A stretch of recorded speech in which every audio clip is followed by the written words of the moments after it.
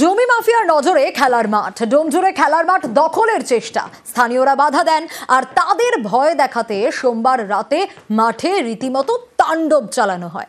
অভিযোগের আঙুল বিকাশ কর্মকারের দিকে, কিন্তু তিনি অভিযোগ মানতে নারাজ।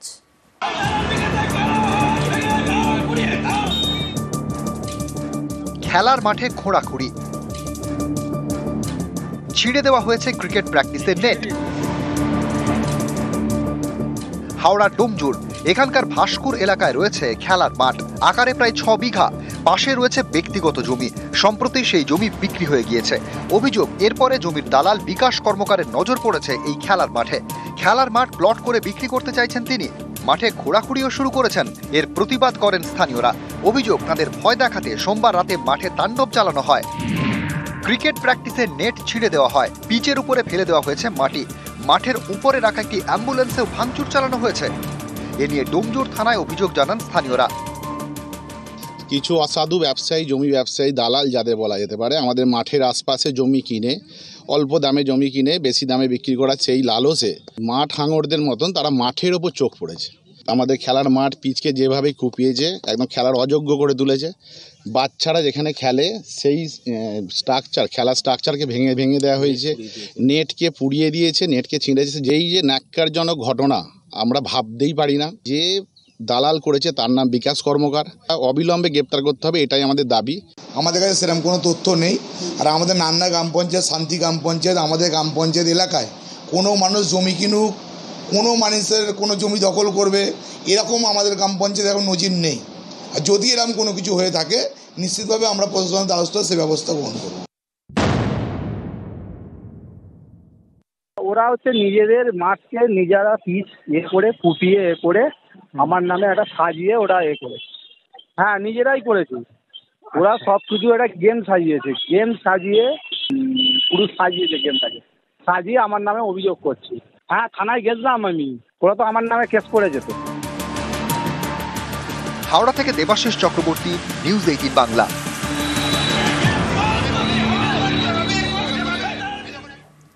জলপাইগুড়ি শহরে লাগাতার অভিযান চলছে, ধরপাকড়, পুলিশ নয় এককাট্টা হয়ে ময়দানে স্থানীয়রা। মাদক কারবারিদের একে একে ধরে তারা তুলে দিচ্ছেন পুলিশের হাতে।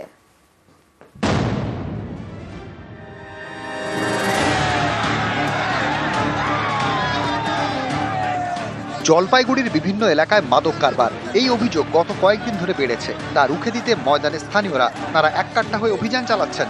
সোমবার রাতে জলপাইগুড়ি সদরের ইন্দিরা কলোনিতে একটি বাড়িতে হানা দেন বাসিন্দারা। 2 অভিযুক্তকে ধরে তুলে দেন পুলিশের হাতে।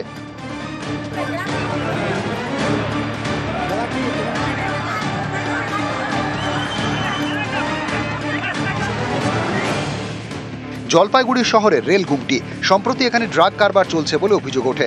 1 সেপ্টেম্বর সকালে রেল গুমটি এলাকায় 2 মাদক কারবারির বাড়ি ভেঙে দেন স্থানীয়রা। এখানেও চালান ধরপাকড়।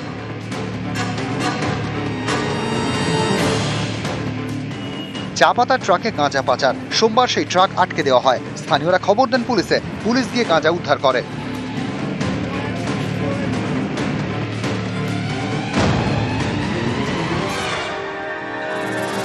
সোমবার রাত জলপাইগুড়ি সদরের ইন্দিরা কলোনিতে এলাকাবাসীর অভিযান। প্রাক্তন পুলিশ কর্মীর বাড়িতে চড়াও হন স্থানীয়রা, তার ছেলেকে ধরে পুলিশের হাতে তুলে দেন। আমরা তো চাই যে আমাদের পরিবেশটা সুস্থ থাক, ভালো থাক, কিন্তু কিছুদিন থেকে আমার এলাকায় খুব দারু বিক্রি হয় বাড়ি বাড়ি। এই যে ড্রাগস এগুলো সব এখন দেখি, এখন এগুলোও বিক্রি হচ্ছে। একটা পুলিশ অফিসারের ছেলে, সেও বাড়িতেই বিক্রি করে। এইগুলো নিয়ে আমাদের ছেলেপেলে এখন একটু সচেতন হয়েছে, ওরা এখন এইটার প্রতিবাদ করতে চায়। আমার বাড়িতে যে ঘটনাটা হচ্ছে, এটা হচ্ছে প্রি প্ল্যানিং ঘটনা এবং এটা ইন্টেনশনালি করা হচ্ছে। আমার পাশের বাড়ির 3 দিন আগে যে ঘটনা ঘটছে, ওটার সাপোর্ট করানোর জন্য আজকে আমার ছেলের নামে চক্রান্ত করে করছে। মাদকের কারবার হয়, ব্রাউন সুগারের কারবার হয়, এই যে অভিযোগ, এটাকে কি বলবেন? এটা সম্পূর্ণ ভিত্তিহীন। সে খায়, আমি টের পাই, জানি, বারণ করি, যার জন্য রিহ্যাবে দেওয়ার চেষ্টা করছি। জলপাইগুড়ি থেকে পিনাকি শীলের সঙ্গে শান্তনু কর, নিউজ 18 বাংলা।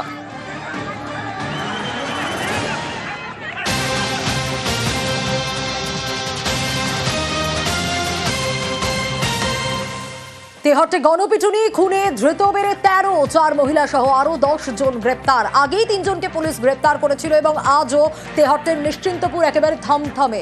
ধরপাকড়ের ভয়ে পুরুষ শূন্য তেহট্ট। আজও থমথমে গোটা এলাকা, রাস্তা একেবারে শুনশান। থমথম তেহট্টে পুলিশি টহল চলছে।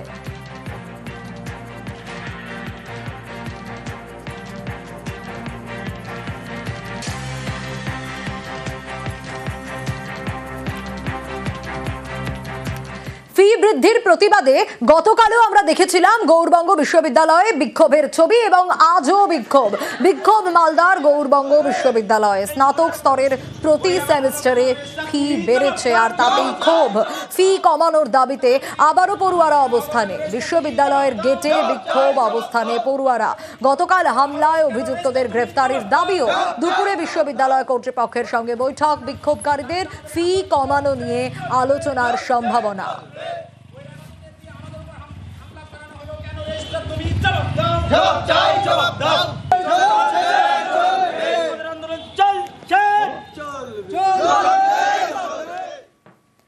একদিকে 4টি চা বাগান এলাকা, আর একদিকে হচ্ছে মাটিয়ালি ব্লক। যোগাযোগের একমাত্র ভরসা কুর্তি নদীর উপরের ব্রিজটা।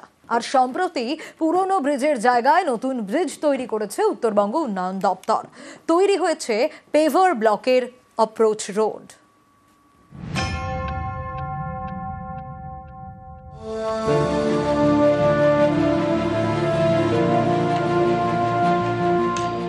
জলপাইগুড়িতে ঝাঁ চকচকে ব্রিজ, সঙ্গে পেভার ব্লকের অ্যাপ্রোচ রোড।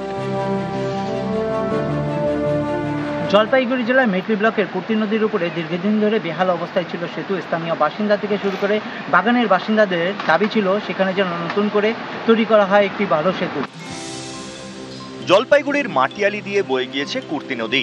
এই নদীর একদিকে জুলন্তি, ইঙ্গু, নাগেশ্বরী এবং চিলনি চা বাগান এলাকা, আরেকদিকে মাটিয়ালি শহর। মাঝে এই ব্রিজ যোগাযোগের একমাত্র ভরসা। বয়সের ভারে দুর্বল হয়ে পড়ে ব্রিজটি। উত্তরবঙ্গ উন্নয়ন দপ্তরের বরাদ্দ করা 2,90,00,000 টাকায় নতুন ব্রিজ তৈরি করা হয়েছে। 1.5 কোটি টাকা খরচ করে তৈরি হয়েছে 5 কিলোমিটারের অ্যাপ্রোচ রোড। 5 দিনেক আগে চালু হয়েছে যাতায়াত। আসা যাওয়ার লোকের খুব গাড্ডা গুড্ডা ছিল, জল জমা হয়ে যায়, খুব অসুবিধা ছিল। এখন ভালো হয়ে গেছে। पहले तो पूरा हाल खराब खबर था, गाड़ी उड़ी जाने के लिए असुविधा था। बहुत ममता सरकार को बहुत धन्यवाद देते हैं। পঞ্চায়েত নির্বাচনে আমরা ভোট বানানোর পরে ব্রিজ এখন খুব সুন্দর হয়েছে এবং এর জন্য এলাকাবাসীও মমতা ব্যানার্জিকে ধন্যবাদ জ্ঞাপন করে। ধূপগুড়ি থেকে রকি চৌধুরী, নিউজ 18 বাংলা।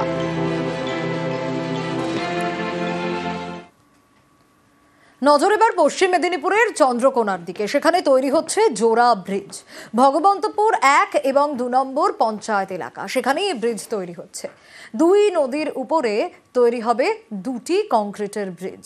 কেন? জমি অধিগ্রহণের কাজ ইতিমধ্যেই কিন্তু এই ব্রিজ তৈরির জন্য প্রশাসন শুরু করে দিয়েছে।